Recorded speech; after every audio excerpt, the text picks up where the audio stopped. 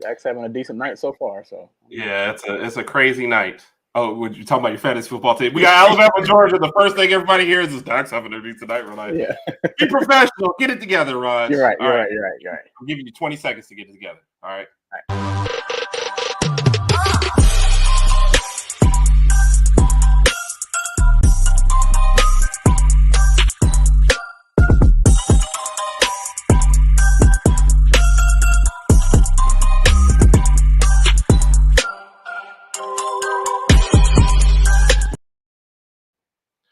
All right, Raj. We got a lot to get to. This is our. I told somebody earlier tonight we're gonna do a preview show, our last preview show for the game. We're gonna make picks and predictions. On Friday, I'm not listening to anyone's podcast. Anyone talk like I've had enough. But on Friday you might not listen to anybody else's podcast, but you're not going to avoid social media. People are still going to be giving their predictions until 6:30 p.m. Saturday night. You're going to hear it. If you go to Walmart to get some milk, someone's going to come up to you. Hey, aren't you heard from the Herbert Rogers podcast? Don't even like milk. Don't have any cereal at the house. Water? You like water? Got plenty at the house already. I'm good. All right, whatever. Anyway, you get the point. You get the point. I've been trying to do the same thing. I've been trying to avoid everybody's. Stephen A. gave his prediction, and then of course Josh Payton. All the I'm just ready for the game. I can't take it anymore. So hello to Kat. What's up, Kat? Roll Tide. Thank you for joining us. One half of the Alpha Pool. The Alpha Pools, yes. The other half of the Alpha Pools will probably be having to go to sleep soon, so I don't think. Yeah. Tim, appreciate it. Go Dogs, man. Thank you. I'm glad you enjoyed it. We are glad to have you here tonight, man. We appreciate you. Thanks. And Timothy, we see you saying go Dogs, but if you like the show and you really, really like what you hear at the end, if you want to say Roll Tide, hey, we've got applications for you, man. We'll email them to you and we'll get them to you right away. Just let us know. Losing our guests already. I can tell. Sorry. Let's get to the first. So we've got so much going on, Raj. People aren't even getting normal intros tonight that have been on the show. That's how bad it is. So this guest, everyone should know by this point, was voted, or we already know that, one of the top 5 most influential people in Georgia, and the man responsible for bringing Kirby Smart to the Bulldogs. Randy, sir, how are you doing tonight? I'm trying not to laugh because I'm like, man, if that were only the truth. If that were only the truth. Randy, you're not calling me a liar on my own show, right? I would never. I would never. What are you talking about? Oh. And Randy can't come without backup, right? So his first time on our show. So we have to do him proper. Raj, he was recently voted the greatest Joe of all time. There's been a lot of great Joes. He was great. Don't forget about Joe Dirt. Well, don't forget about Joe Dirt. He was a That's what you went with. Okay, well, that's fine. He's leagues better than Joe Dirt. Yes. Okay. Kirby Smart has him in his speed dial. He's speed dial number 3. So 3. That tells you how important he is. Okay. Yep, number 3. That's pretty. Yes. He's up there. Yeah. He runs a 4.140. You can believe that. Welcome to the stage, Joe. Sir, how are we doing, sir? That's Joe Dierte, by the way. Dierte. Yeah. See, Carol, look, I don't do the voting. No, it's Joe Show. It's Joe Show. Yeah, not Joe Dirt. Namath, Montana. You ain't got nothing on me, baby. He said 4.140. He didn't say where the point was in there. He just said 4.140. Okay. Y'all keep it real. Could have been 4 minutes, 4 hours, whatever. You don't know. We don't know. Hey, Kat, no offense to your brother. Okay. Second place is always available. That's all right. There's always room. The lead dog, the view never changes if you ain't number 1, baby. That's all I'm saying. That's right. You know what I mean?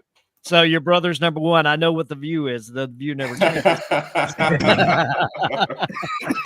What's up, guys? So it's you guys heard the intro. Are you in the same spot as I am? Are you wanting to ingest more? Like, where are you guys at as far as like, can we just play the game already?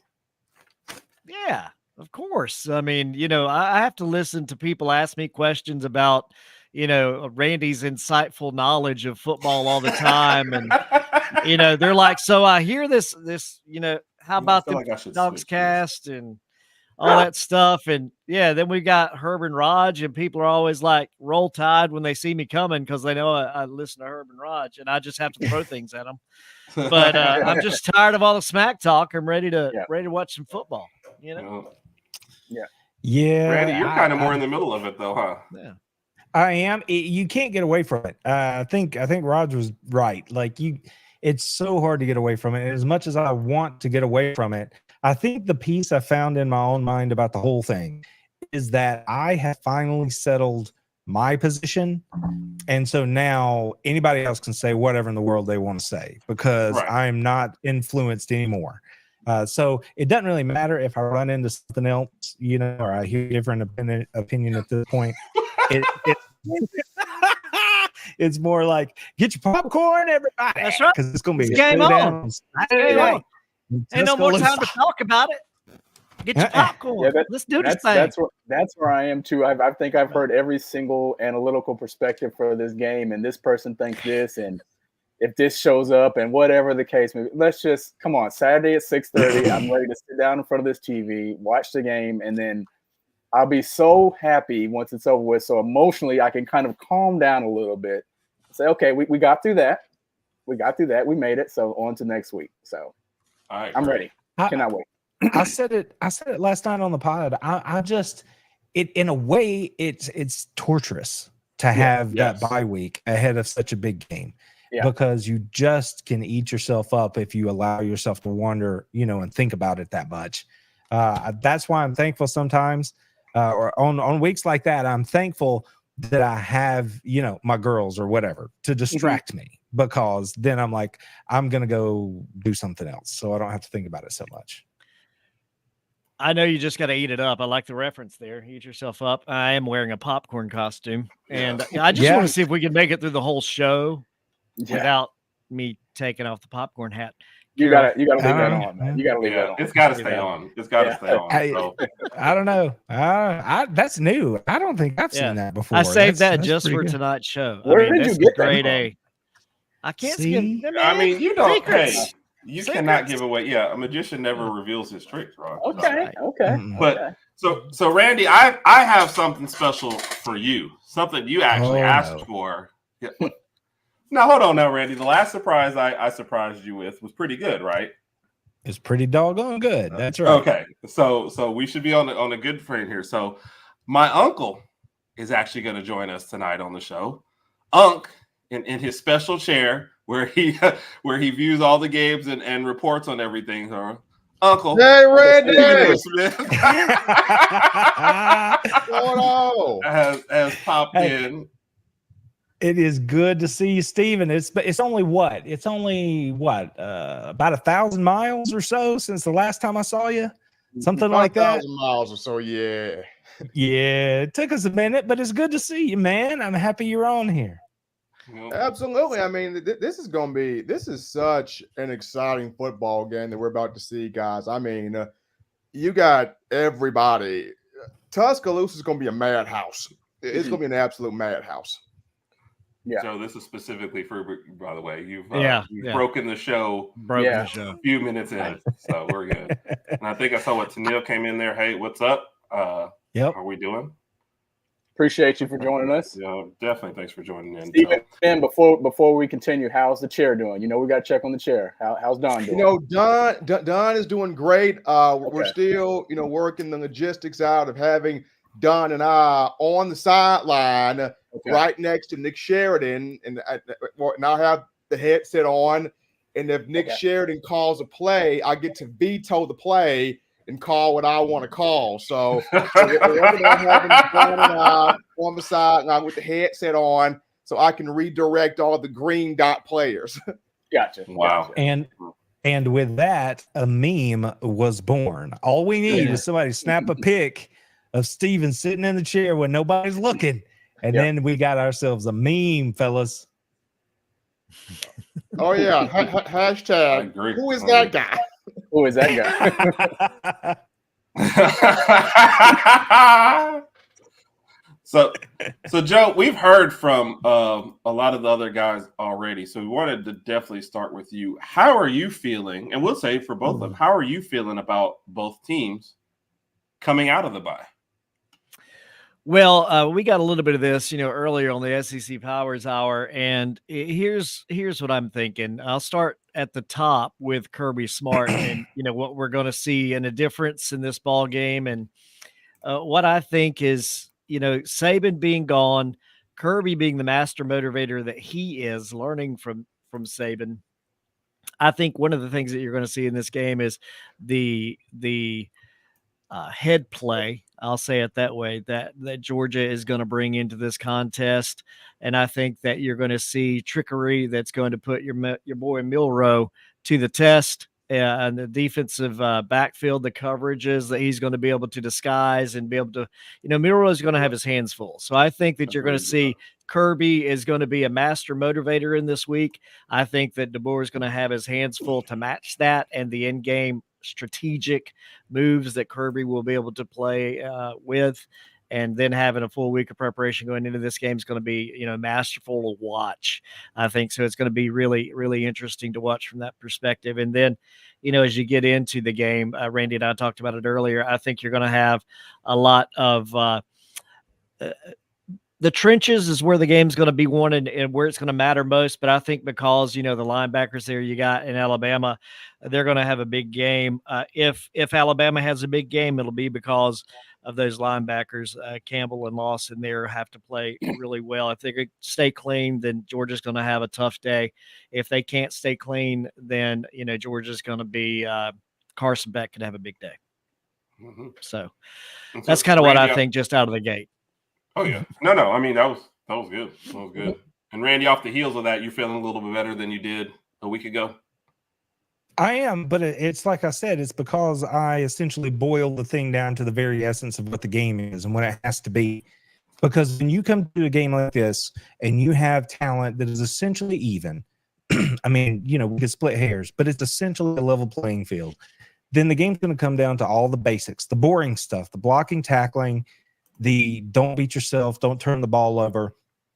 And if all that stays level, then it is what football should be at its very essence, which is who's going to be more violent, who is going to whip the guy lined up across from them more times over 4 quarters. That's the person, that's the team that's going to win the game. And once I got my head around that's the way Georgia has to approach this game, because I said it on my podcast last night. Yeah, this is a big game because it's Alabama. It's a big game because Georgia's in it. But coming off of the way they played against Kentucky, then having to stew on that for a bye week, it really doesn't matter that it's Alabama, right? Whoever lines up across from Georgia this Saturday night is going to get everything that them Bulldogs got. They're going to get all that pushed back, frustration, all those things. So the key is going to be able to embrace the emotion and not be emotional and just whip that guy that's across from you for 4 quarters. And if the Dogs do that, they win. Stephen M., you want to follow up on that point from the Alabama perspective? I'll say this before I get into kind of the biggest point. I think an aspect that a lot of people are glossing over here, special teams is going to play a role in this game. Both programs have sniper punters. Both guys have punters that are averaging 50 yards a kick. That's going to play a role. Who can constantly have the opposition in the worst field position possible, but then create good field position for itself? Both punters are going to play a massive role in this football game. Now, I think for Alabama, it comes down to both coordinators. They have to earn that check. Kane Womack, Nick Sheridan, they got to earn that paycheck. Nick Sheridan, you're going up against 4 defensive generals. When you look at Kirby, Schumann, T-Rob, and I know Muschamp's a defensive analyst, but forget that. He a general. So you're going up against 4 of those dudes. He has to have a master class on offensive coaching performance in terms of the creativity, offsetting Georgia's defense, getting Georgia's eyes on discipline, creating for all the weapons on the field. And then for Kane Womack, don't get too cute with this defense. Be able to pressure when you need to. When it's time to go man on man, because Georgia's going to run the football, maintain your gap assignment. So I think for Alabama, it's going to be on both coordinators, but I think special teams underneath is going to play a massive role. See, that's why Steven's my man right there, because I'm with him on that special teams point. Now, for real, I mean, Georgia is the only team quite possibly in recent history. So I haven't found another team that went through the entire year last year and didn't allow a single yard in the punt return game. Not one. And then this year, you look at the fact that, like he said, Brett Thorson's doing a great job in the punting game.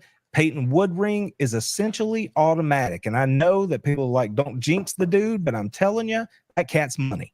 So if the Dogs can get any kind of play out of their return game, then Steven's exactly right. You flip the field, you play strong defense, you force them to drive the football, and the more times you have to make a team do that, the more prone they are to make a mistake, especially in a big game environment like this. Fantastic athletes across the line. Agree. Let's get a couple comments and then something I seem to always forget, so I'm going to go ahead and get it out of the way before my old age kicks in. So Neil said she's nervous with Kentucky also. So Randy said, Randy, you echo me. I'm nervous before every game until something gets going. Even Wisconsin, I was like, we're going to handle Wisconsin. I was super nervous. Yeah, but this is a different type of nervous because of the team that we're playing as opposed to the previous 3 weeks. To your point, I'm nervous every game because you want your players to play well, you want them to stay healthy, etc. But this is just a different type of animal that's coming to Tuscaloosa Saturday night. So that's a different type of nerve. And plus the fact that we've had a bye week to kind of think about it every single day, 24/7. So it's a lot of emotions going into this game. Yeah. I remember thinking the bye week was good, and now I hate it. Go ahead. The only reason, guys, I'm not as nervous is the fact that we got the new thing they're doing in college football now, give you the injury report before the game. And to have Quay Russaw and Malachi Moore both able to go for Alabama. Jeremiah Alexander will play the first game this season for him. That takes a little bit of nerve off me. Now, if Russaw was not able to go, then I would be sweating bullets here in this chair. But the fact that you do have Russaw, Malachi Moore will go, Jeremiah Alexander will get some spot play as well. So it takes a bit of the nerve off me. Well, speaking of that injury report, Kirby plays it real cagey. And so you can look at who the Dogs have on that report, but he still doesn't make you fully believe that Michael Williams is going to be able to go. I'm pretty confident Princeton's going to go. Williams, I'm not sure about. Hall, I don't expect to see. We knew Robinson was out. The fact that Jacoby White jumped on there today was a little bit of a surprise, especially given that they were already down London Humphreys at wide receiver. Now, those two dudes are role players, but they're both quality receivers, right? And I don't know what the game plan is, but obviously you want all the healthy bodies you can have. So I hated to see him pop on there today. But we know Ratledge is out. We know Roderick Robinson's out. So there are some guys that aren't going to be there. I just have to hope that the guys that are going to be there are going to be able to do enough, right, carry their weight in this game, even if it's situationally. I'm just going to say this, Randy. If Michael Williams wakes up breathing Saturday, that guy's going to play. I know he wants to. If that dude wakes up Saturday morning breathing, he gonna call Kirby, Coach. I can go. I woke up. Let's go. I can get in here. Hey, I want to see Captain Chaos on the field. There's no doubt. Yep. All right, I gotta throw this one in because it's somebody I work with, Ricky, and Ricky also wanted to make an appearance on here as well. So we'll give him his quick due. I give Ricky such a hard time. Like Raj knows, like being around me is a tough gig. So working with me is even worse at times. It couldn't be that bad. It can't be that great either, though. I feel like I tricked my wife into marrying me. Roll Tide, baby, roll Tide. It's your boy Ricky Rose, Rick the Ruler, hollering at Herb and Raj on the Herb and Raj podcast, man. I want to give my prediction. Man, this weekend is going to be a tough one, but I got 28-17. 28-17 is my prediction. I don't think Ryan Hollywood is going to have a big game. I think Caleb Odom, Kendrick Law, if he's healthy, will have a big game. and defense go ball out, man. Roll Tide, pull us through, baby. There you go. Kendrick Law is healthy, by the way. He's fine. He him on the list, and we've been talking about him all week, so we definitely need him to show up. Now the one that was not healthy was Cole Adams, but Cole is fine now, so he will play. Okay. But it'll be interesting though. Will they put him back out there on punt return Saturday, despite how comfortable Jalen Mbakwe has gotten? In that role. So do you allow the freshman to keep growing in there? Or do you put Cole Adams back in that spot where Cole was starting to pop a little bit prior to the injury? So it's going to be very intriguing to see how DeBoer manipulates that. Yeah. I don't need any changes right before this. So let me catch up. Roll Tide up. Carla, good to have you in here. It's nice to see some more Alabama folks. We got overwhelmed by the Georgia. I don't know where all those Georgia fans came from last week. It was from Randy. Randy said, "Hey, I think he hit speed dial 1 and it gets everybody." So Randy sent out the bat signal and they all showed up. That's right. The dog signal and they're in here tonight too. We rolling deep. All right, something that I forgot last week that I got to get in here thanks to Big Mike. So forgot it on our show. We're definitely going to play it here. Big Mike's fun fact of the week. What's up, everybody? It's Big Mike back again with this week's edition of Bama Opponents Fun Fact. This week's opponent, the University of Georgia Bulldogs. Today, we're going to take a look at the age-old question of which G came first, the Packers or the Dogs. And surprisingly, the answer is not quite as easy as you may think. While both teams had a G as their logo in 1961, the Georgia logo was more of a block style, while the Packers had a traditional oval.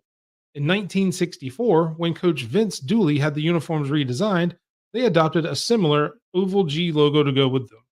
While the logos are different in size and colors, Coach Dooley still asked the Packers organization and was granted permission to use the logo going forward. And that is today's Bama Opponent Fun Fact. Roll Tide. Roll Tide. We appreciate you, Mike. We appreciate you. And I have to give a shout out. Thank you to the wife. He needs to do like a sports history class. I agree. I agree. So it's a little unbalanced right now on the show. I'm feeling kind of bad. So I'm going to call in one of Kirby Smart's most trusted advisors, the guy that he watches film with every Sunday after the game. Coach Hayes, he'll even us up a little bit there. So look at that. Look at that. What's up? What's up? What's up, gentlemen? Thank you for joining us again. Oh man, it's a pleasure to be here with you guys. Looks like we're having a little fun. Joe, what in the world are you got on? You gotta explain this. Hey, baby, it's a show. We had to bring the popcorn, Everybody get ready. Let's do this thing. That's good stuff. Like, look, they don't call me show for nothing, baby. I love how Joe is just full on embracing the Lane Kiffin vibe. Yeah. That's how I roll, man. Listen, Steve, baby, Steven, if I'm telling you, man, it's been a stressful week and a half for me. And so I'm like, Joe, we got to loosen this thing up a little bit. So I knew Joe would come through for me. Joe, have you worn that to a game yet? No, but I will tell you a quick story since you asked a question not related. Attaboy, Raj. Yeah, I don't want to open the door. Randy actually was a University of Georgia grad, and I've never attended the University of Georgia at all, for anything other than an occasional sporting event. But Randy's, what was it, your junior year or senior year at the university there? I think it was my senior year. Kirby Champ and Bobo, me and you. That's what it was.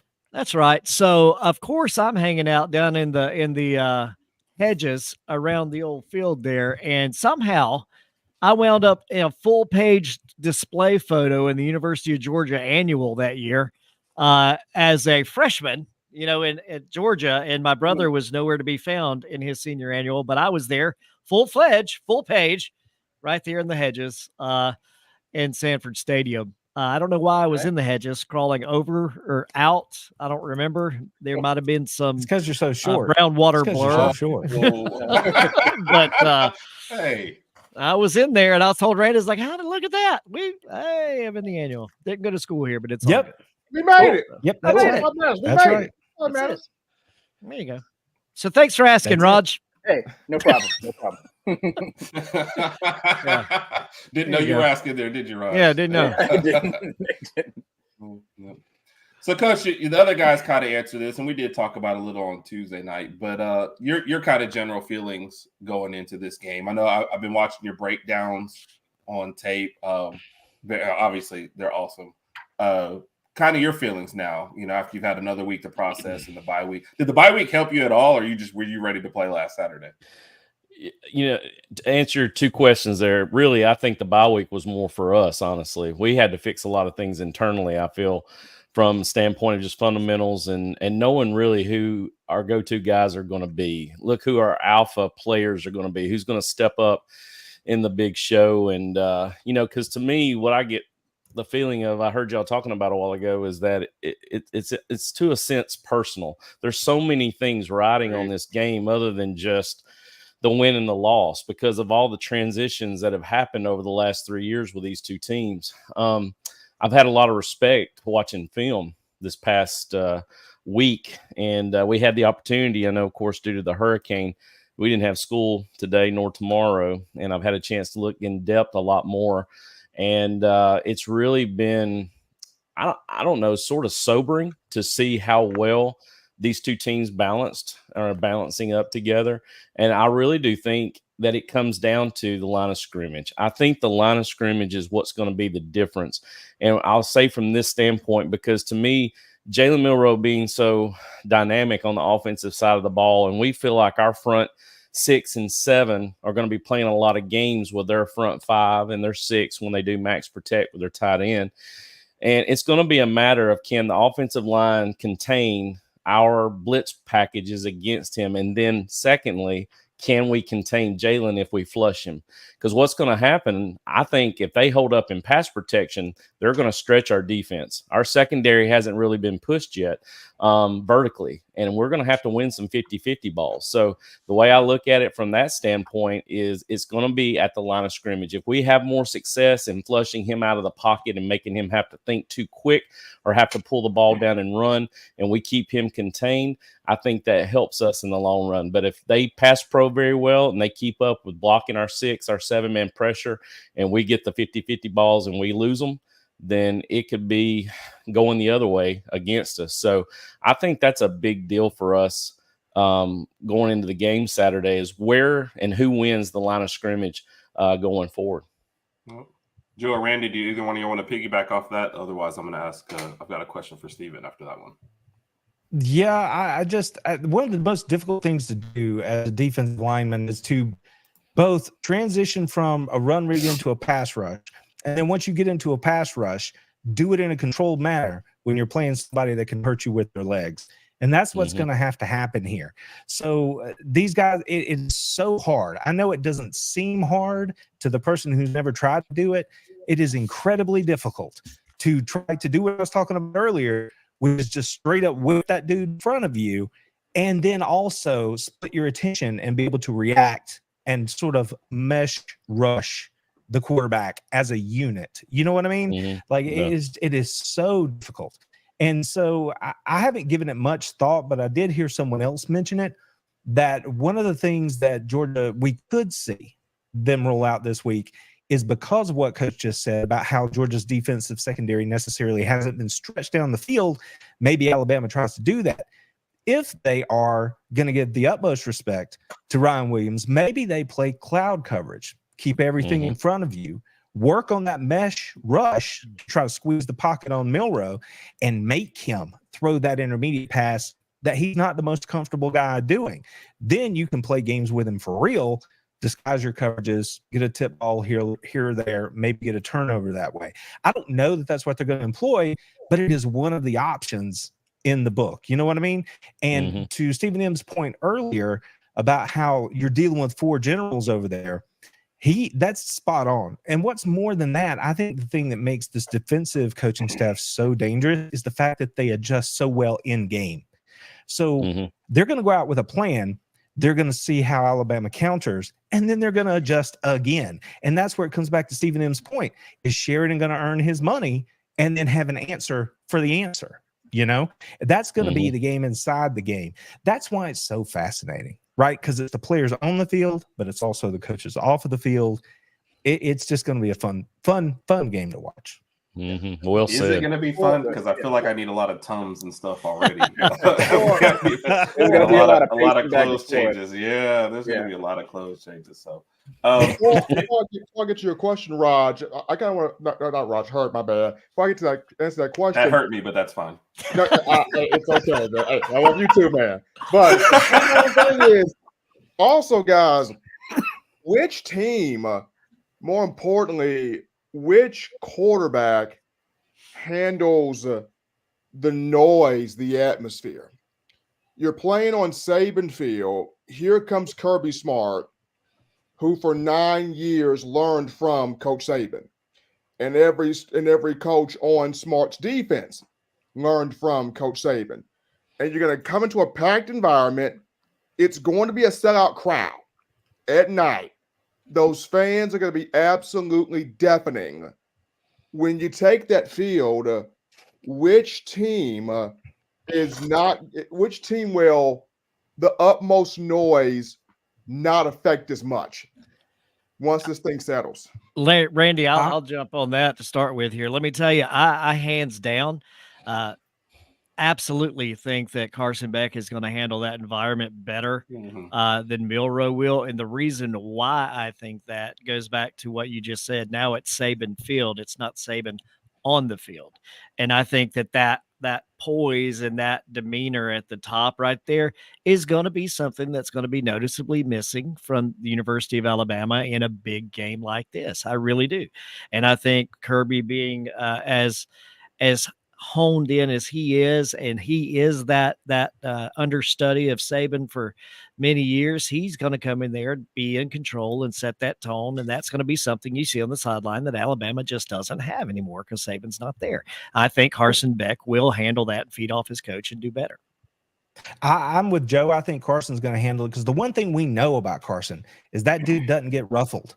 Like, and I don't mean he doesn't get shaken in the pocket. He's like any other quarterback. If you get after him, you can mess him up, right? You can mess up his footwork. You can speed up his clock, all that.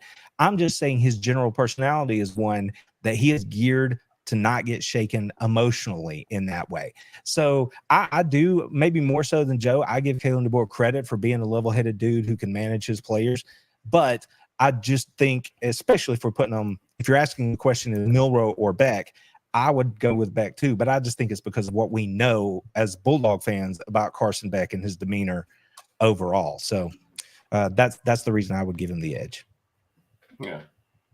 And I tend to agree. Alabama doesn't always, especially with Milroe, doesn't always seem to start off well in games. And I just feel like Beck is kind of more of a steadying influence. So, but you do kind of lead me into what I was going to ask you, Stephen. What do you think this game kind of means for, like, you know, the legacies of a Milroe and then the start of a legacy for Kalen DeBoer? Well, and I mentioned this, guys, on my show and also at the Bama Standard as well. For Kalen DeBoer, this would mean the reassurance of Alabama fans, right? You can let Alabama fans know 17,000 times that you were the right hire. They want 17,001. And that 17,001 comes Saturday. With over 100,000 people packed into that sucker, they're gonna want to leave this game going. Got the movie Waiting to Exhale. Greg Byrne, hot dog, you did it. You made the right hire. Kalen DeBoer, welcome, coach. You were the right guy. That's the reassurance from Kalen DeBoer's end. In terms of Jalen Milroe, what this game does for his legacy, number one, it would show his growth as a player, his growth as a quarterback. This would put him early in the Heisman Trophy conversation. You got to feel like that as well. We know a lot of people talk about Shedeur Sanders, among others, but this would give Jalen Milroe a nod in the Heisman conversation. And also, people, you're going to have 17 to 20 NFL teams at this game. Of course, I'll be there as well. So this creates Milroe, hey, I can elevate my draft stock here.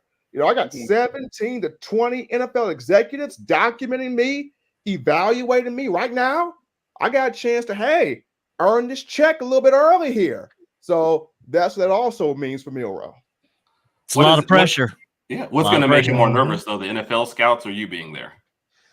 I say the scouts, man. He ain't nervous. He may be nervous of Dunn, the chair, but he ain't nervous. Raj, did you have one, or did you want me to? No. I just feel like this game is going to be very, very impactful for DeBoer's career, because this is going to be the game.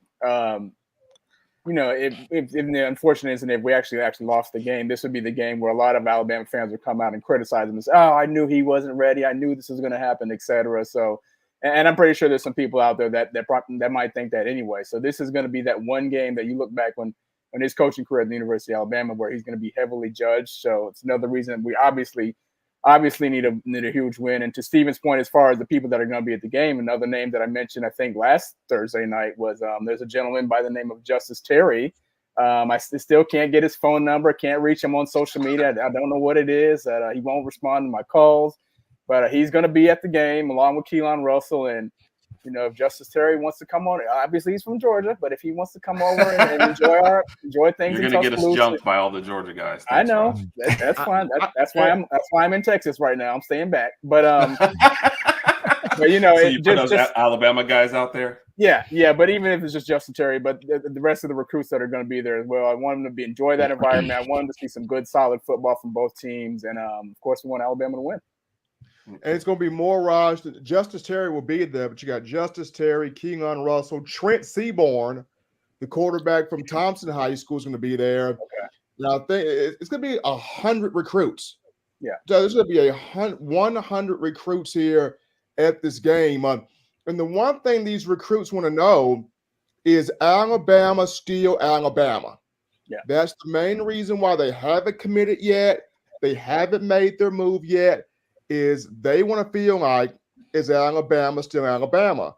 And this game's the measuring point, because Bama goes out there, plays ball. Those recruits are going to feel that way. Okay, DeBoer's the guy. I got to go here. If it's a loss, then those recruits feel like, he ain't Saban. What am I going to do? Hey, Mom, help me out here. And they're going to go elsewhere. So this game has a lot weighing on it. Yeah. To follow up on Steven's point there, I know you're trying to move on, Herb, here, but no, you're good. What he's saying is a fact. I mean, you know, when I talk to people who know this stuff, I don't track them down, but the people who do, they will readily tell you that on the recruiting trail these days, what they hear from recruits is Georgia is where it's at. Georgia is the dream offer. Georgia is what Alabama used to be. Not my words, their words. So Steven's exactly right. If Kalen DeBoer gets a big win, it's one more feather in his cap to go out on the recruiting trail, right? It cannot hurt you. And that's just part of the big storm hurricane of stuff that's swirling around this game that indirectly has everything to do with the game, right? Nothing on the field, but there are going to be ramifications however it goes. Right. And no, Randy, you're never jumping in. It's I've never balanced a 6-man group. So anybody has a point, you need to jump in. Like, I appreciate it. And guys, you know, look, I have utmost respect for everybody on here, man. Anybody has something to say, you jump right in and we're good to go. I'm going to get you caught up on a couple comments real quick, because I know everybody's been out there supporting. Definitely stay safe. I thought it was an important one to go ahead and put out there, man. Please, everybody be safe out there tonight. So, Randy, another one of the crew. Hold on. Speaking of that, what exactly is the forecast? Is there supposed y'all supposed to get a little rain in T-Town? I know we're, of course, West Alabama, so I don't. It's not. I actually checked it, Raj. It's not supposed to rain Saturday. Okay. Not Saturday, right? Yeah, okay. It's going to be, but here, like the way the track has shifted between 5 a.m. and 7 a.m. tonight, like in the morning. We're going to be right in the gun barrel. So gotcha. I'm not sure if we're going to be on the dirty side of the main circulation, or if it's going to be just a little bit to our east or west. But we're going to get a lot of rain up this way, looking at the possibility of flooding and stuff like that, and some high winds. So yeah, y'all stay safe, man. You too. Y'all too. It's a good thing how, you know, these school systems have done a much better job, closing these schools and a better understanding of when the weather's going to be bad, go ahead and shut the schools down. So very proud of the school system for getting on top of that. Yep, I agree. Mike, this is back to yours. And we'll put Mike up here real quick because he gave one, right? What's up, everybody? Big Mike here for my prediction to the Alabama-Georgia game.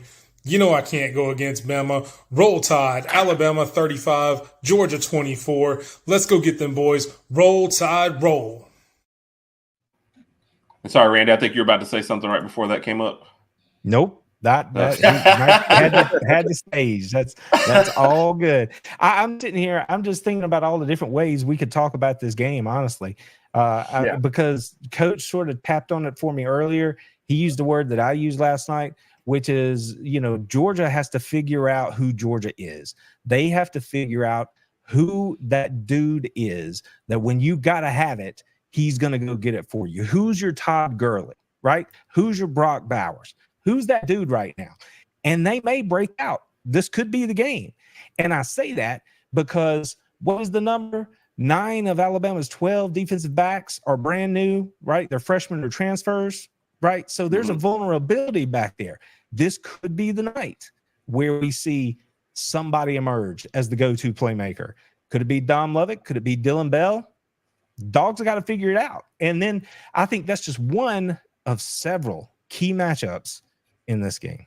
Yep. Now, Coach, you were talking about that a little bit on Tuesday night. Do you want to kind of piggyback on that with the matchups? And then the question we were going to say, Richie, is what does this game specifically mean for Carson Beck? And how does he elevate it if you try to look for that, that key guy? Well, I'm looking at the fact of, to even preface that question, I see something that makes dog fans kind of squirmish around in their chair a little bit. Is would we be talking about them the way they are if we beat Kentucky, say the same score we beat Clemson? If we went out there and, kind of took care of business and had control of the game going into the off week, beat a Kentucky Wildcat team in Lexington 30-7 or something like that. Would we be talking about them the same way? Would Alabama fans be talking about Georgia the same way? And, I'm just sitting here thinking to myself, from what Randy just said, the identity of our team, to me, has to be met, honestly, on Saturday. And it's because of who we're playing, because there's a lot of things. We're exercising a lot of demons on both sides. I hear you guys talking about what it means for Kalen DeBoer, what it means for Jalen Milroe, but it also is the same thing, what it means to Kirby Smart, what it means to our guys. I think that's why this game is so huge, because there's so many different facets that we're trying to see happen and basically materialize in front of our eyes than just the win and the loss of the game. Going back to what was said a while ago about Kalen DeBoer and sort of his legacy being started. Honestly, whether he loses or Kirby Smart loses, I don't think that's going to be the determinant. I want to say that as a human being, just thinking at it rationally, that the fan base has to be a little bit more patient with Kalen DeBoer, even if he loses to Georgia. That's what we're known for, though. and the same, you're right. But yet, still on the other side, on the flip side of that, Kirby has been looking to beat Alabama, and he's done it, like I said, the one time.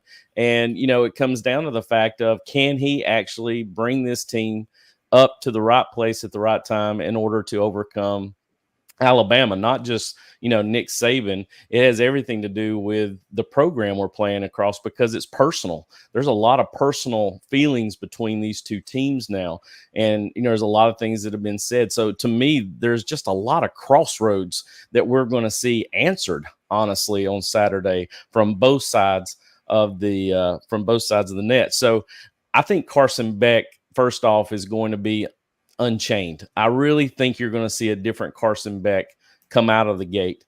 Honestly, I hope that they're looking to do something with him from the RPO game. There's ways for us to check, because Stetson had the ability to pull on zone and had the ability to run with his legs and extend drives and extend plays with his legs. Carson really, he's done it a few times, but honestly, I would rather him not do it for the purpose of him because he looks very uncoordinated when he does it, honestly, to tell you the truth. I wish he had the ability to stay in the pocket, but what you do with that, if you have a quarterback that can't run necessarily or is not somebody that they're worried about with their legs, and you got guys coming off the ball and just tackling the zone back every time because they know Carson won't pull it, that we're looking at him advancing and doing a lot of check with me at the line of scrimmage, that we are looking to set up RPOs off of that with slants, option routes, things of that nature. And going back to what you said with the defensive backfield, watching film, to me, who we need to target is, even though I know he's a Xavier Brown, number 2, I think he's a freshman cornerback. I know he's a high-touted cornerback, but I think we need to, just like Julio Humphreys, I think it's the same thing on our side. I think they need to be challenged, and that's something I'm going to be excited to see on both sides of the ball, to see if we actually get those matchups.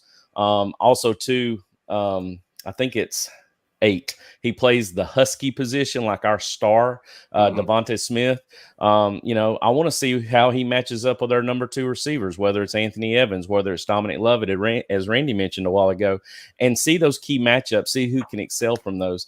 And, to me, that's going to be the difference of the ball game because, as I said, the line of scrimmage is a big deal. But if they get those throws and they have the ability to get those matchups, who's going to win those 50-50 balls? Are we going to have athletes that can separate from their DBs and make catches? Are we going to get to Jalen Milroe so that he doesn't have time to throw those 50-50 balls up to like a Ryan Williams or, with Kendrick Law? I want to see those things take place. And honestly, to me, there can't be this restriction of the playbook anymore. We have got to go out and unload everything that we can with a great game plan against Bama because there's so many things riding on it. I look at this, Coach. I look at this, and I look at this from Mike Bobo's perspective too. Todd Monken brought a lot of creativity to Georgia before going to the NFL. What that guy did for Stetson Bennett, Brock Bowers, and that offense was unbelievable. Mm-hmm. But for Georgia fans, we brought back Mike Bobo. We know in the past he was a very much so conservative. Mm-hmm. What does he open up now in this game? This is a game for him to feel like, how creative could he be? How sort of out the box could he be in this matchup for Georgia? So go ahead, Ray. Oh, sorry, Chris. I just want to offer a little insight there on the Bobo perception, right?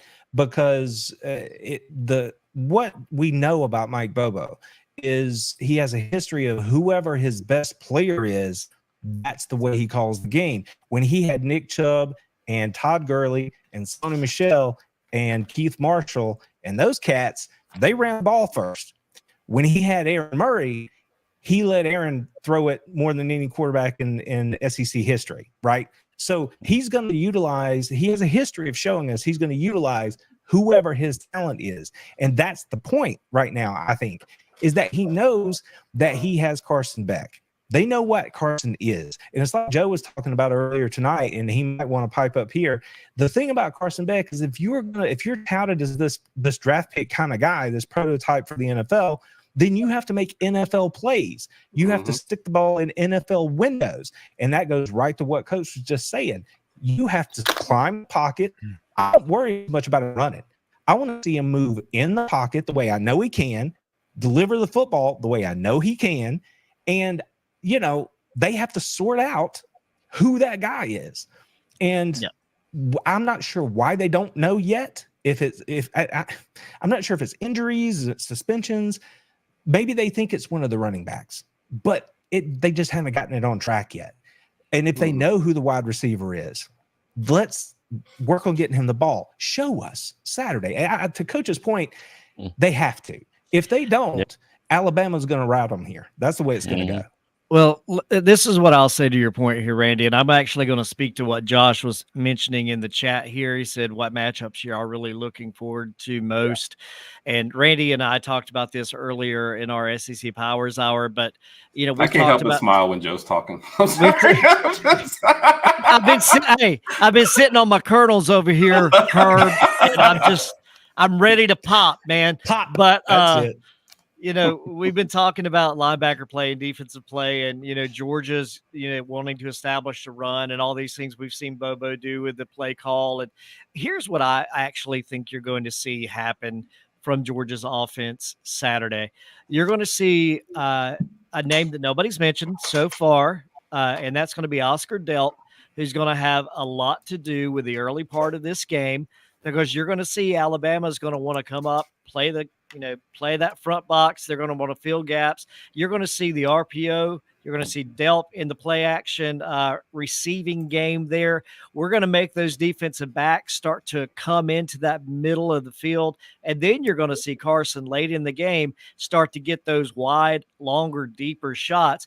But we are going to throw first and then look to run to kind of get that linebacker core on their heels a bit. The other thing that I think you're going to see is going to be interesting that Coach was just talking to is because we're going to get Delp in there, we're going to get some of that linebacker play to turn their eyes and watch that tight end. You're going to see Carson get to the edge a little bit. Very simple here. He's going to RPO. We're going to get Delp involved. You're going to see Carson get to the edge. And as you get those corners and all those people looking to the inside, that's when you're going to see Carson get the ball down the field and throw into those windows. On the other side, one of the things that Randy mentioned early in this conversation was maybe we come out with that kind of cloud coverage, get, everything in front of us, something that I don't think anybody's talking about for Georgia's defense. We talked about the trench game. We talked about the linebackers playing well. But let me tell you, some of the best tackling corners I've seen in college football since the season started is University of Georgia cornerbacks back there. Those boys will come up, deliver a shot, and make a tackle. That's going to be Milroe's biggest concern in the game Saturday, is we're going to keep coverage and, keep those receivers in front of us. And you're going to see those cornerbacks come up and be in Milroe's face all day long. I think you're going to see more of that than people are talking about right now. And I think that's going to be the tenor of the game for Georgia and for Alabama offensively and defensively. Can I get a one time for a play action on first down? Can I get a round of applause for a play action on first down? Let's do that once or twice in the game. That'd be nice. Mm-hmm. Speaking of that, Herb, let me ask you a question. Okay. One play that I've been. Oh my gosh! Hold on! Don't do that to me! Don't do that. Every year I mention this one play that I want to see Alabama run, and I've never seen us do it. Herb, are we going to see a flea flicker this Saturday? No. How did I know you were going to say that? Randy, when he says that he's been calling for years. No, when under the Saban era it was easy. The answer was always no. Yeah, I knew that. No. I really thought it would be prominent, and I really thought we would see it happen during the Tua era, but it just never happened. I just don't think this is the game that you busted out when you've never. No. I just see the flip going back to him, going through his legs. Game changer. Like, I just don't know that you do. I don't know if their defense is going to give us enough time to actually run that full play. So it'll get blown up so fast. So Stephen M had to jump off there, guys. Okay. Just want to say appreciate him jumping in there. One of Rogers' friends also had some words. What's up, fellas? Is it Saturday yet? Can't wait for game day. I got Bama on Saturday, 35-21. That's my prediction. I think Georgia's defense is not strong enough. I think their offense is not very powerful, and I think the crowd will help. I love being an underdog at home. Roll Tide, baby. Look at that! I wish it would. Did you say that was one of Raj's friends there? Yes. Right, Raj. Why is your friend that's doing a video on the show? Why is he talking like this? What is he talking about? That's just how he carries himself. Is that the enthusiasm of Alabama fans? I'm just going to. No, you're wearing a popcorn. That's how worn are we out after a week and a half. We're like, can we just get to Saturday? Butter my biscuits over here, man. I'm ready for you. Gosh. I met Gabe when he first moved to Tuscaloosa in 1995. We played soccer together in high school. We played intramural soccer at University of Alabama. Graduated. I saw that together. soccer ball up there. Yep. And he now lives in Austin. He works. He has a job, really good job with UT. So he lives in Austin. So I joke with him all the time. Who are you going for this Saturday? He's like, I'm always going to be a Bama guy, but Texas pays the bills. So that's just how Gabe is. But much love to my man. I just thought it was funny. He's like, when he sent me the video, I was like, okay. cool, but no. Dave is a good friend, so. I'm uncomfortable with how comfortable everybody seems to be with this being a 10-point game, like 10, 12-point game. Like, people are way more confident than I am. We had one of the guys in the chat say it was going to be Georgia 42-14. I just kind of laughed at that one. Now if that was actually happening, all hell would break loose in Tuscaloosa. Yeah, they'd have to fire DeBoer at halftime, but I don't think so at all, Randy. As much as I wish that I could be relaxed in the fourth quarter, I feel like in the fourth quarter I'll still be on my seventh wardrobe change, and a whole bottle of whatever Raj picks for me to drink will be gone, and I already sent you the selection. I already sent you the selection. Bro. I will be sweating bullets. So no. So I have a question here. So Joe just told us who he thought we might see pop up that maybe we haven't seen a lot from. That's Oscar Delp. And that's actually a really good call. I mean, because who makes you more comfortable as a quarterback than your tight end, right? So that could be a really good call on Joe's part. Or plug in Lawson Lucky, whoever, that tight end position right there. But I am curious who coach might think would be the person that we haven't seen that maybe is really going to show us something. And we assume they can play, right? They have talent. But who do you think they might scheme open? And I think that's what it would be with Delp, is you would scheme him open and hit him down the seam or something like that. And that's why the loss of Sakovi White, that was a name that I thought we might have heard more from by now. And now he's questionable for the game. So that one kind of caught me by surprise. But who are you thinking about?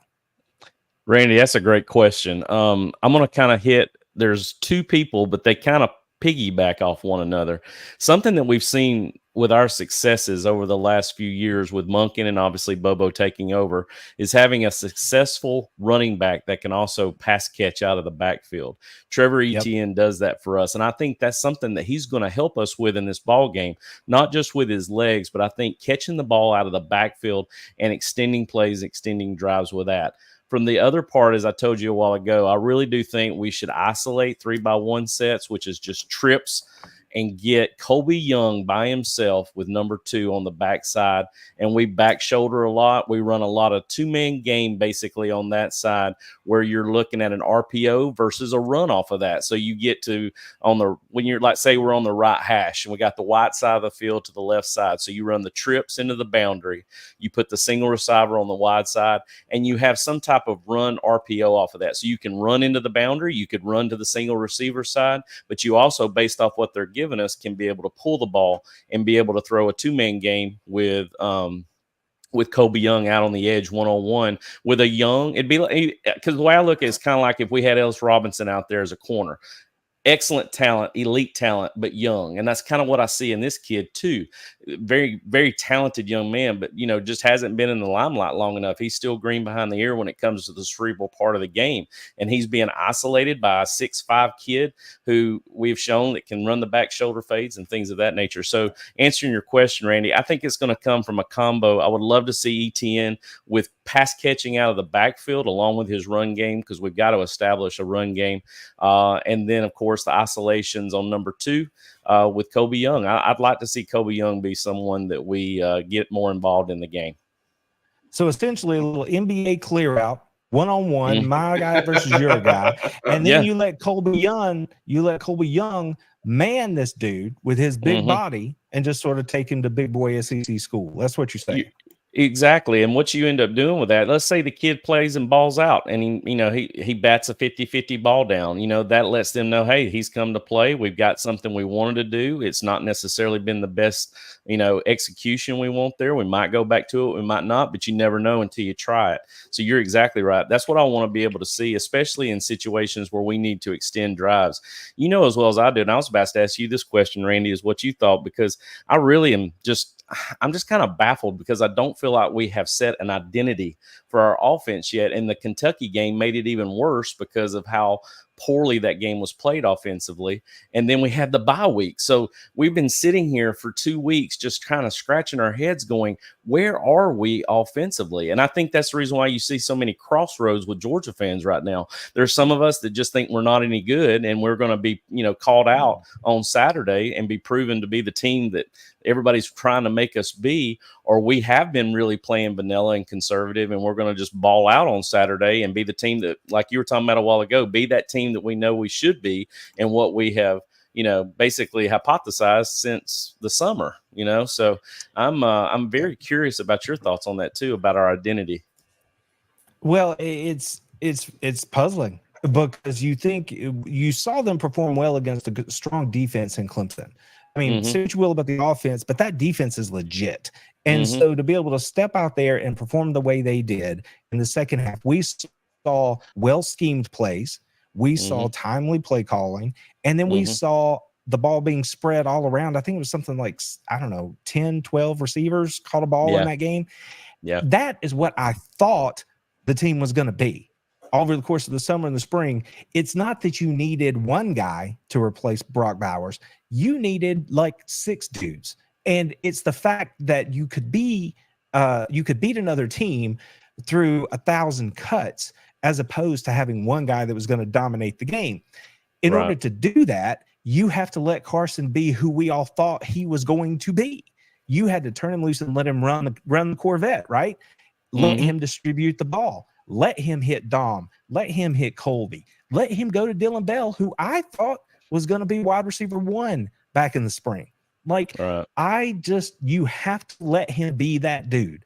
If this is the game that they pull the tarp off and let him be that guy, as long as he can trust his line, right? And that brings me back to his footwork and all those sorts of things.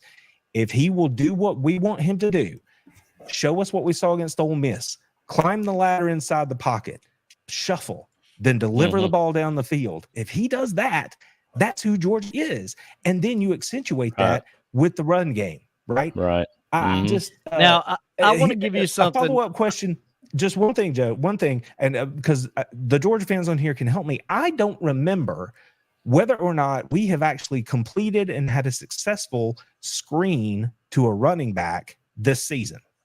Now, maybe I'm just not remembering. I know we've used the wide receivers a lot, tunnel screens, bubble screens, that kind of stuff. But a Georgia offense and a Mike Bobo offense has that screen game to the back and to the tight end in it. Are we going to see that this Saturday? If Alabama's getting after Carson Beck, is this the week we see the screen game really show up again to the back? I'm not sure. What were we going to say, Joe? I was just going to give you something else to consider here. And this is just a consideration, something that I've been talking about with some of my friends, off air. But think about what you were just referencing there, Coach and Randy. With Clemson, that was the opening game of the season, right? Georgia came in prepared. They showed you some, second and third year kind of strategies, offense where they could get the ball into a lot of players' hands and move, right? Now, just think how much further ahead Kirby Smart could be thinking as he was going back into this season and into Kentucky, which is a game that everybody, says is always a trap game or tough game to play. Do you not think that Kirby Smart is so witty that he would say, look, we're going to keep this vanilla. We're going to push this envelope of just doing the simple things to get better at that, and then let that chip form, knowing that he had a week off to prepare for Alabama, to let that chip form where he has all the tape, all material to sit there and go, look, guys, we've got to do it better right here. This is why you're not, as good as you think you are. This is why you have to focus on that to build those boys into a frenzy for this Alabama game. I think it's legitimately something to consider that Kirby played this game so well in Kentucky and leading up to this. He did it so well to set up this week of preparation going into this Alabama game to get those boys mentally right so that they don't believe the press clippings. They don't think, they're number one. It's almost advantageous for them to come in this position. And I think he's crafty enough to do something like that. Yeah, but that's super crafty to win. It is super crafty. I'm not saying that's that. I'm not saying that's leaving a little bit too much margin. I don't think it played the way he wanted to play out. But I'm saying that's like everyone else is playing checkers and you're playing 4D chess. That's cutting it really, really close. Yeah, I think he's creepy. I think he's crafty like that. I do. See, and now the coach in the room is going to sit here and blow us out of the water in just 1 second. But before he does that, I want to say yes and no. No, I don't think, obviously he doesn't want it to be that close on the road at Kentucky. But the point in what you said that I do believe is that if you honestly think, regardless of how good Kentucky's defense is, if you honestly think that you outclass them, and not to be disrespectful, but if you outclass them in the roster, then if this is who we are, if we are lining up and smash mouth football, play action off of it, if that's our identity, coach, then we need to put that on tape, execute it in live game reps against a quality opponent, and just see how good we are, and then use that as teach tape. I totally buy that, right? We're going to go do what we do, and then we're going to teach off of it. So that part I buy. The part about somehow, just scheming it that way and having a master plan, I can't say. I don't know. Every Georgia fan would want to say their coach is that smart, but you certainly don't want to cut it that close. And the other point here, and this probably holds true for Alabama as well, by no means have they only been looking at Alabama for the last 2 weeks. They've been looking at Alabama since, the schedule came out. So whenever that was, March, February, whatever, they have been looking at Alabama because they know something that I've been talking about for months now. They know how big this game is, and they know what it means to the program, to the coach, and everything else. So, Coach, am I right, wrong? Are we both right, wrong? What do you think? Hold on before you jump in there, Coach, because I'm near past sleep time now, and I'll forget this in like 30 seconds if I don't say it. We're gonna have to get on the train to wrapping it up here. Just a minute too. So. I remember watching an SEC story about on the SEC network or one of those shows about Saban and how he looked all season to one game, and that was the SEC championship game against Georgia. He had plotted for one entire game there. And I just know that if Saban was smart enough to do that with Kirby's tutelage under him, I think Kirby's absolutely smart enough to do that. So I do absolutely think that they could play it that way. So that's part of my rationale. Okay. I'll try to make this brief. My feelings for the Kentucky game is we don't give Kentucky enough credit defensively of how good of a defense they, believe it or not, had, because we were using a benchmark of what they had done the prior week to South Carolina.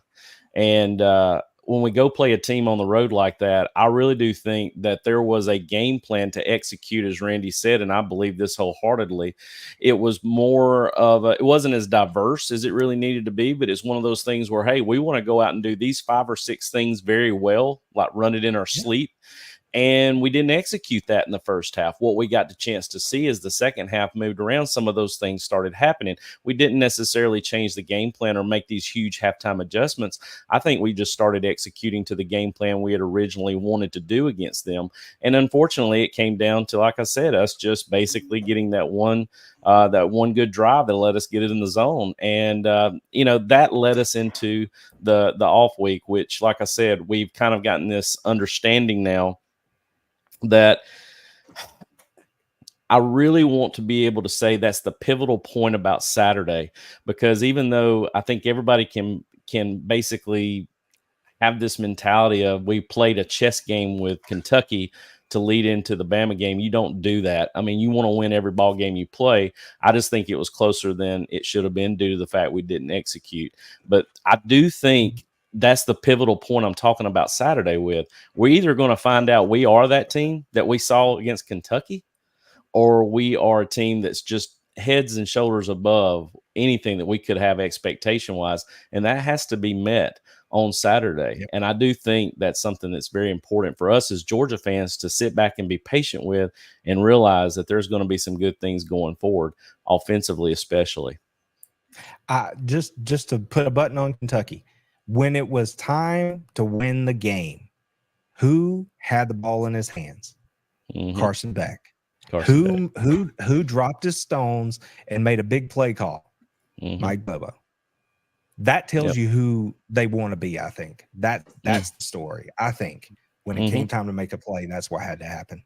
All right, we kind of just talked a whole bunch of Bulldogs over here, fellas. I feel like we filibustered. Herb and I are just chilling here. So we're gonna get some roll. Hey, what it do, y'all? It's your boy JB checking in one time, representing Sports Talk with JB and Talking Bama, giving y'all my score prediction for the Bama Georgia game this Saturday night. You already know who I'm picking. Give me Bama 34-17. Yep, I said it. 34-17 Alabama this Saturday in T-Town, Saban Field, Brian Denny Stadium. Roll Tide. Thank you. Yes, we needed some Bama love in there. We need some Bama. Yeah. All right, we're going to go around real quick and get everybody's picks. So, Coach, we'll start with you. One player to watch cannot be one of the quarterbacks. We've given them enough love. And your score prediction. And we'll just go around and in with Raj. Okay. Someone I know we're going to see a lot of. I want to see Trevor Etienne. I want to see what he does running the ball and pass catching out of the backfield. So hopefully he's somebody that's definitely going to be a difference maker in the game for us. I've already called. I really would love to see a reversal of last year's SEC championship game, but yet the Dogs come out 27-24. I don't really think it's going to be as high scoring as everybody thinks it is. I'm hearing all these scores up in the 30s, but I would love to see a 27-24. 24-21 type game. So I want to go ahead, since I called it this Tuesday with you guys, and stay on my pick at 27-24. Go Dogs. Like it. What you got, Joe? I think Oscar Delp's going to be the player that's going to show himself in this game. I think it'll be compliments to Carson in the scheme. I think Georgia is going to win, and I think your score is going to be 23-17. All right. Well, you got after much teeth gnashing and all those other sorts of things, I finally landed in a place I'm comfortable with. I think this is the one where we're going to see that Dom Lovett is that dude that we heard about all spring and all summer. I think he's going to be the guy. If they're going to go to a guy, I think it's going to be Dom Lovett, and this is the game where that's going to show up. And my prediction, and I honestly didn't know this until yesterday, but I'm going with the Dogs. Give me 28-27. All the intangibles are going to make the difference in this game for Georgia. Hard fought till the end. 28-27, Georgia. Raj, what you got? All right, I'm going to give you two names. I think I'm going to go with Jam Miller at number one. I think if we can establish the run game early, that'll definitely help us with some of the keys to victory. Obviously, Milroe is probably going to get some runs in there. I think Jam is a faster out of him and Justice Haynes. Justice Haynes is a little bigger, more stocky, more of a ground and pound type game. But if Jam can get going early on, it'll definitely help us out. The other one, Herb's going to laugh at this, is Quavo. Josh Cuevas, a tight end. He's just like his name. Hold on. He's averaging one reception per game, and I get that. I didn't say Kendrick Law because I've already said Kendrick Law on our Tuesday podcast. I already mentioned him. So I'm going to go with Quavo because I think Ryan Williams is going to get out there. He's going to get physical. I don't know if Ryan Williams is going to have the same big game he's been having the previous 3 games, but Quavo's got some good hands on him. He should be able to get open. Look for him to have a touchdown. Our tight end, Josh Cuevas, a.k.a. Quavo. Score prediction, I am one of those Bama fans who was in the 30s. I mentioned it Tuesday night. I said 31-21 Bama. All right. So we got to put you guys through the ringer a little bit before wait, Herb. Wait. Sorry, Herb? My mic went out. What happened? No. Come on. Of course I'm picking Bama. And Raj, I don't care if we've already mentioned him. I've heard too much about him to not pick Kendrick Law as the breakout player. Like they've just been holding back some kind of package for him. Because I know this game is going to stress me out, I'm going to say Bama 24-21. And I just know in the middle of the fourth quarter, I'm just going to be sweating bullets. So at least I have an empty house, so there'll be nobody to watch me cry if things are going rough at any moment. So That is what I'm happy about. So can we at least all agree, though? I said this on Tuesday. Can we at least all agree across the board, Georgia and Alabama fans alike, that we're not talking about one particular play from a flag that got thrown in the middle of second quarter or the third quarter that cost the team the game? I just want to see a good freaking football game between two powerhouses, and we're not leaving it to the refs or you know what. I just want to see execution at its highest level. Whoever doesn't turn the ball over the most, whoever executes, of course, offensively and plays flawless defense, a special teams play that motivates and causes the momentum to go that direction, and who is least penalized wins the ball game, because obviously, you know, all of those things are being, you know, put together. So I think we can all agree on that. Yes, sir. I agree. Yeah, absolutely. Yep. Coin flip game. Yep. All right. Work, play, live, ditch. I got one for Coach. I got one for Randy, Rob, and with Joe. And then got one last video. Yeah.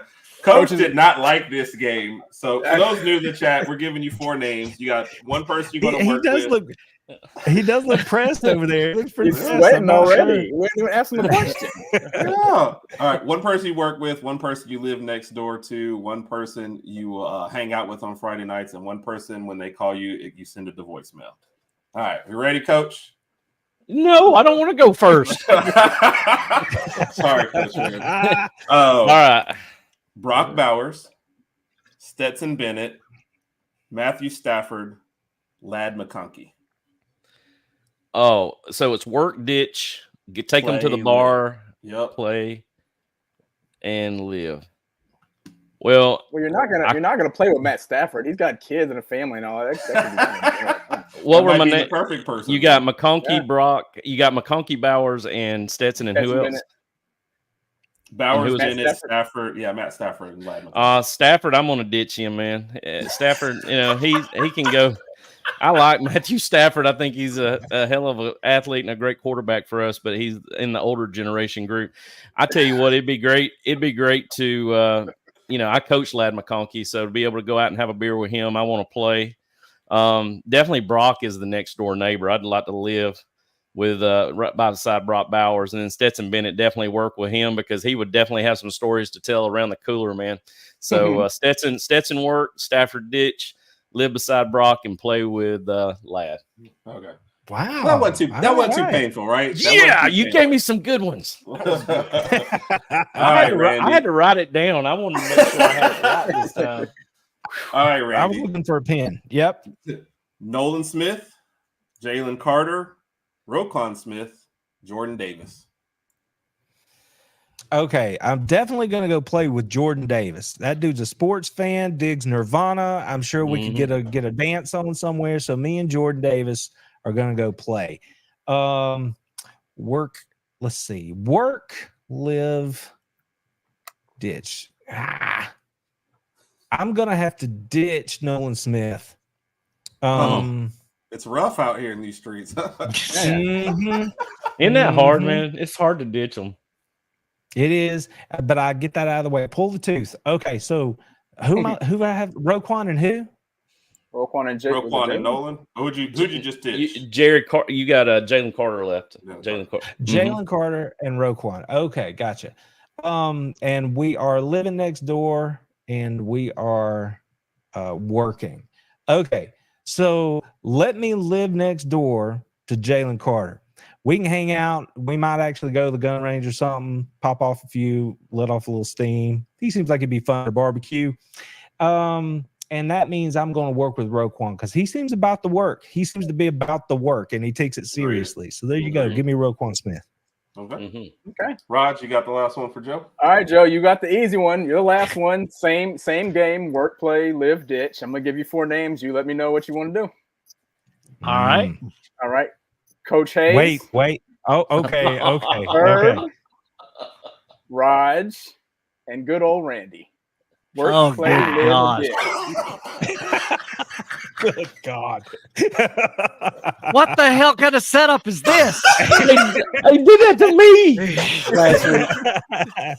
Well, you're the new You're one on the here, clock, Joe. Joe. You're on the All clock. right, all right. Joe, I give you permission. You can ditch me, man. You haven't known me as long as the rest Nah, of them. I'll be all right. Herb just threw this at me. I'm ditching Herb right out the gate, man. Or no, Raj, I mean, he ditching said Raj. I didn't even read the No, question. Raj set the question up, but Herb invited me into this mess, man. This is all on you, Herb. It's all on you. You get in the ditch. Wow. Me and my boy Raj finna go have a beer. Let's do it. only if you wear that suit. Only if you wear that suit. I mean, I'm wearing the suit. Ain't no All right, question. let's do it, Joe.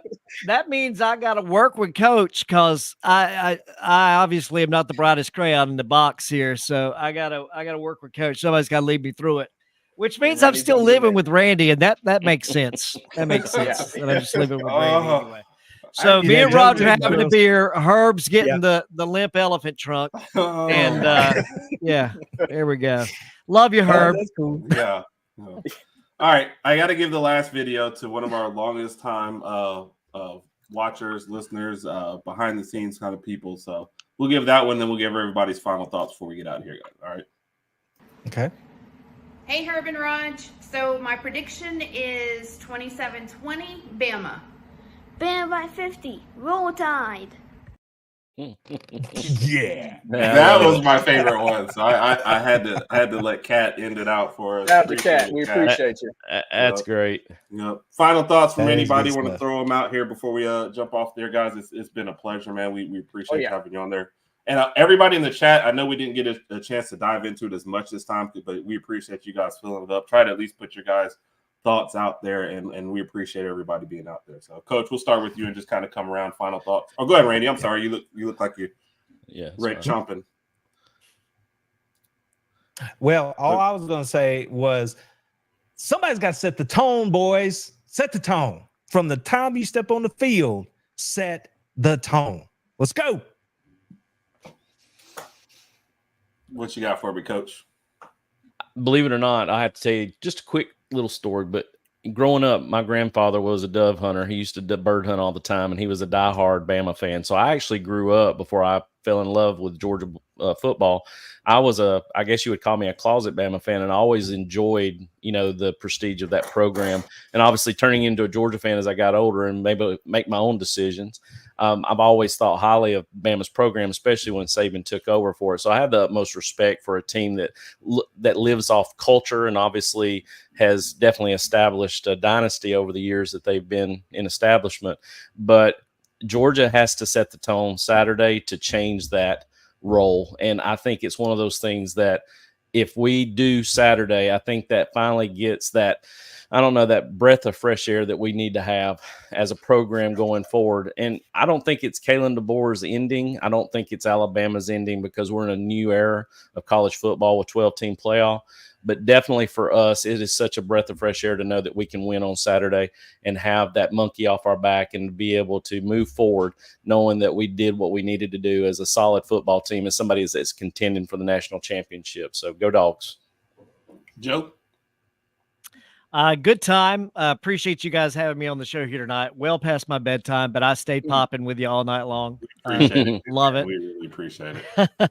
And I tell you what, if you after this game, if the opportunity exists for me to join you again, and for some reason Bama actually wins this ball game Saturday, I will show up wearing my best Alabama attire. Oh wow! The next time I'm on the show. Socks don't count, Joe. I'll have Raj call you though, since you're not going to take my calls though. No, I'm not taking your call. You already did, sir.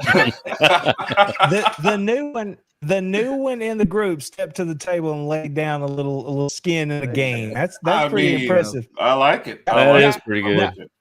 I know we're signing off here, but one quick answer right around the room real quick. Who amongst us thinks these two teams play more than just the one time this season? I do. I agree. There you go. Yeah. I agree. I just feel like we're the class of the league, and I think everybody knows it too. So, Raj, you want to close us out? Yeah, I think it's very, very important that Alabama gets off to a fresh start, a fast start. I'm sorry about that. So I'm hoping that we can score on our first possession. I just kind of give them a nice punch to the face early on. Other than that, one thing that I've been thinking about throughout the past 2 weeks was that if you're not a fan of college football, or for some reason you don't think the SEC has the best conference in the country, please watch this game Saturday night. This is going to be a very, very good game between two of the best teams in college football. Please watch the game. There you go. Appreciate you guys. Like I said, appreciate you guys. It's past my bedtime too, Joe, and I stayed up for this. So, man, I'll be sleeping about 5 minutes afterwards. So, everyone, enjoy the game. Drink responsibly, and Joe, I'll call you this weekend, man. We'll see if we can reconcile this whole thing. All right. Have a wonderful night, everybody in the chat. We appreciate you. Hope you're supporting everybody. We appreciate everybody here. Following on Twitter, subscribing on YouTube channels, man. And we appreciate it, man. It was a lot of fun. We'll definitely have to do this again. Have a wonderful night, everybody. Appreciate y'all listening to the Herb and Rod podcast, and Roll Tide. Roll Tide. Go.